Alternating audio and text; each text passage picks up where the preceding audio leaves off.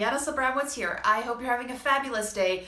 Let's talk about interactive storytelling. Woo! Okay, so glad you made it. I have a very good tip for you today, and it really is about the one practical tip that will help you overcome creating learning that actually bores people to death and doesn't actually achieve the results that you want.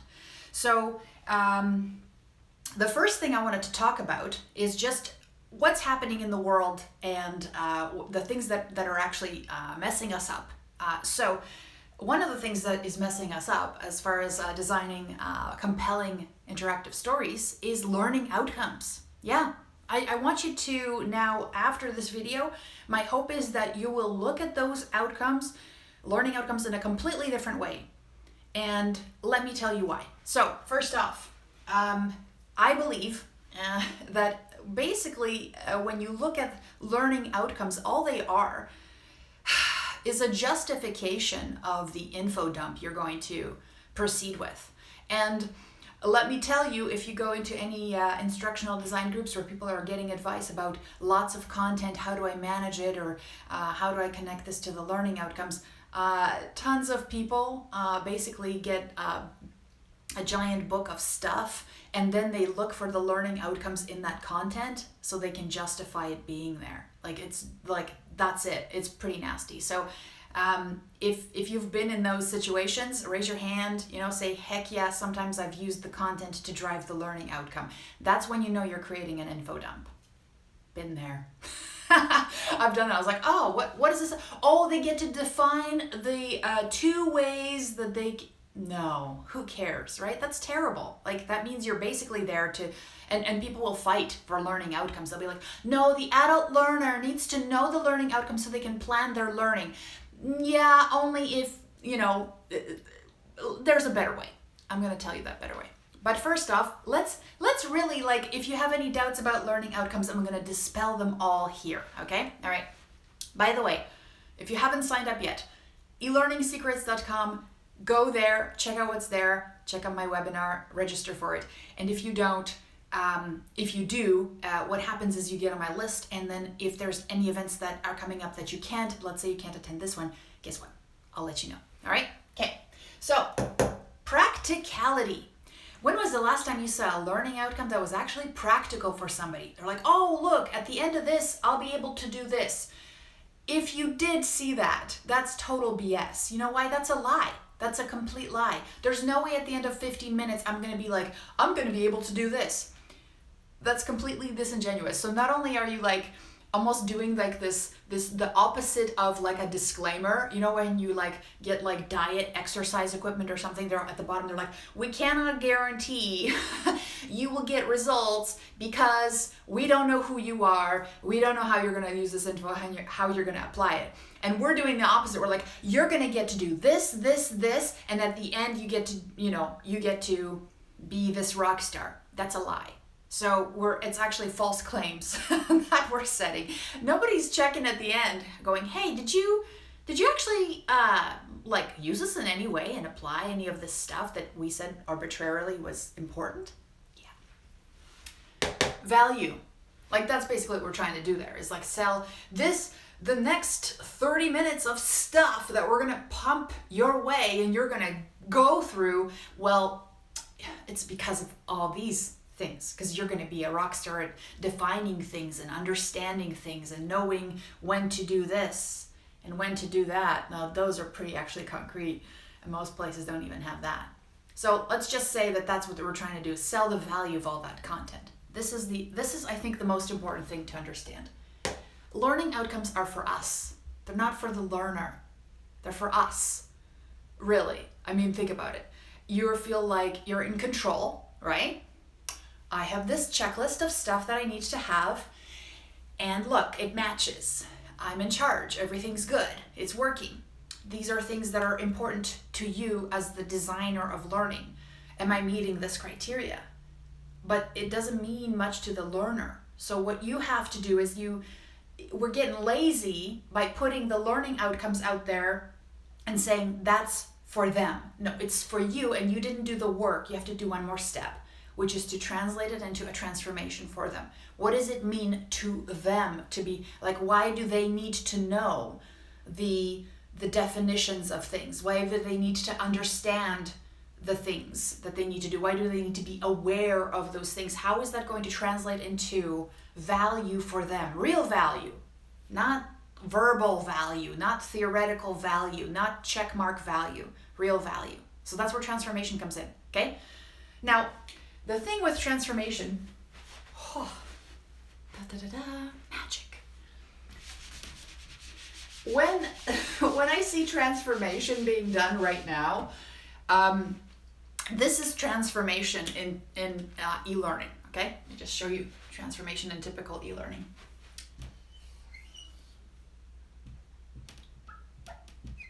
This is learning outcome. You will, at the end, so they start with, at the end of this learning module, you will be able to, amazing. And then there's the last screen. You are now able to, and basically just copy and paste this. Success!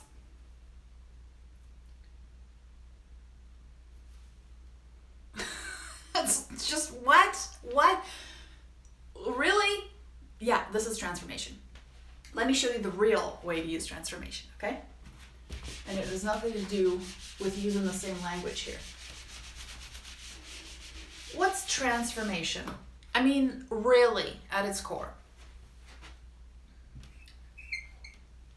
And my marker's squeaky. Did anybody notice? Okay, so transformation. Transformation is a place where you are now. You are here right now. And a place where you want somewhere one day in the future to be. Now, when we're doing an interactive story, we're telling the story of a person, of a human being in the world, doing things that are real to the people that are also looking at this e-learning. So they're not pirates, they're not, they're not leprechauns, they're real people, all right? So the real people, and one day they want to be someplace else. But here's where they are now. So what happens is, basically, this is what we call transformation.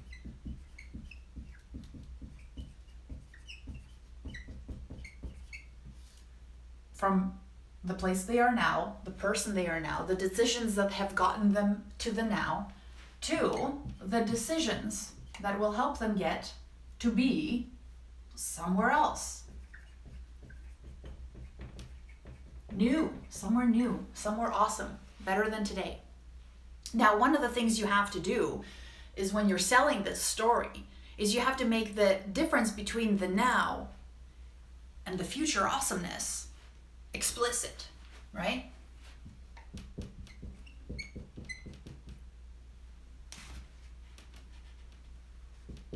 You might say, what? How do I make that explicit? What does that even mean? Well, explicit means that it's really blatant.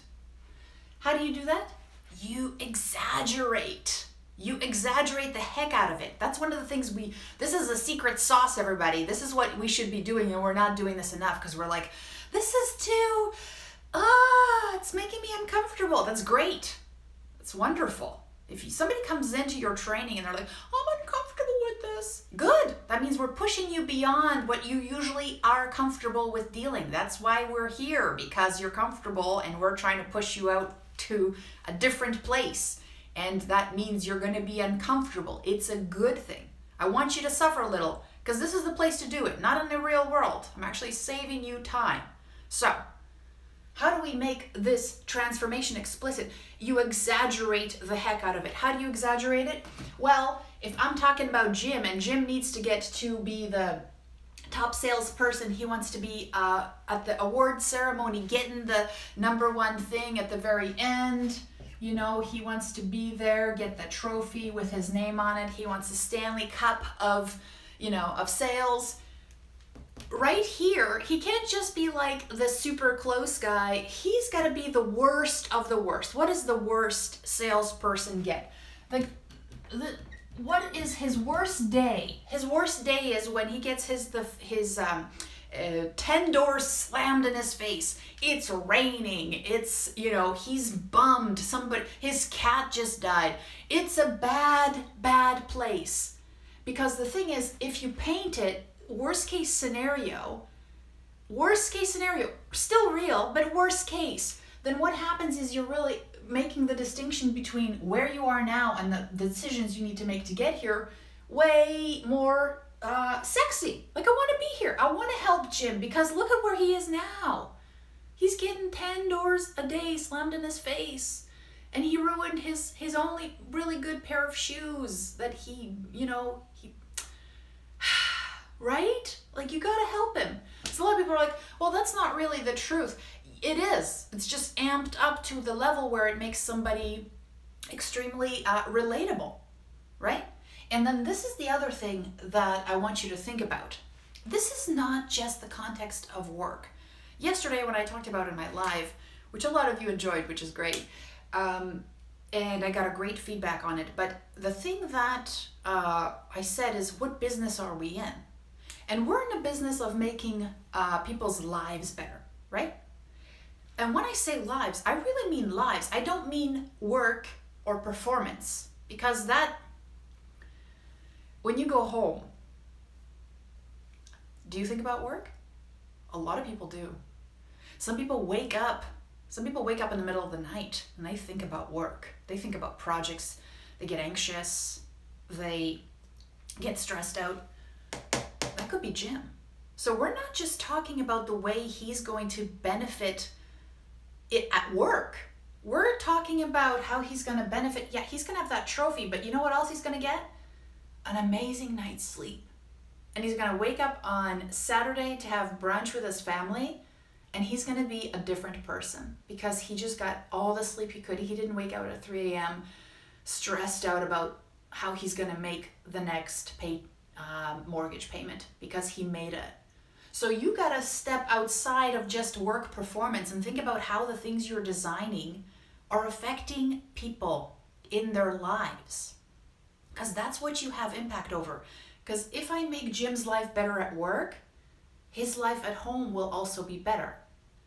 So you got to think about it that way. But then also what happens is when you think about it in that broad sense, because everything affects everything else, you are also able to pull into your transformation elements from people's lives, which makes your character more credible, which makes this journey more real. It's not just about like, yeah, Jim got the trophy.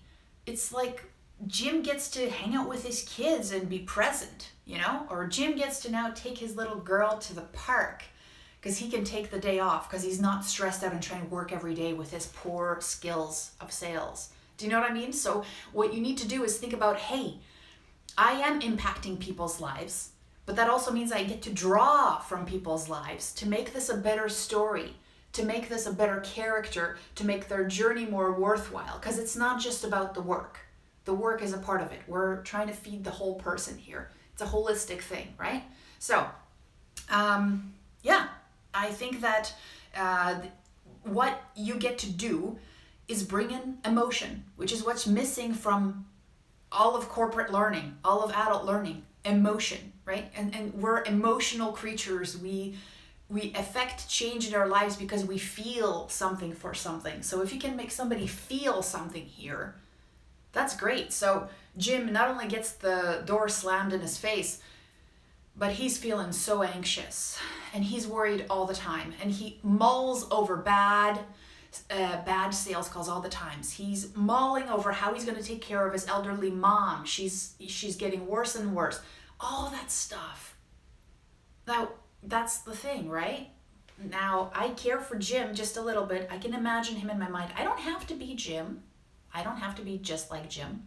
I just need to relate to Jim enough that his transformation, when he gets here, I get it. And I cheer for Jim. Do you get it? Let me know if you get it. If that resonates with you. That would be really cool. So, you want more of this? elearningsecrets.com, sign up. Otherwise, I hope you have a fabulous rest of the day and you think about this transformation. You think about learning outcomes and the fact that they're just a check mark list for you. Hopefully there's something valid. They're trying to achieve something as well, but they're going about it the wrong way. Do you know what I mean? So it's really just get rid of those things and think about what's the challenge for Jim and start with that and put that to the learner and say the challenge for you is to help Jim get this trophy. Are you up for the challenge to help him? Okay, good. Let's go. Isn't that more compelling than you're going to learn the 4 steps on how to sell this widget? And we're going to tell you the differences between these widgets and these widgets, and then you're going to be able to make the best recommendation. And then you will meet your quota. Like, all right, I'll end on that note, right? How fun is that? Take care. Bye. Thanks for sticking around. I'm grateful for you.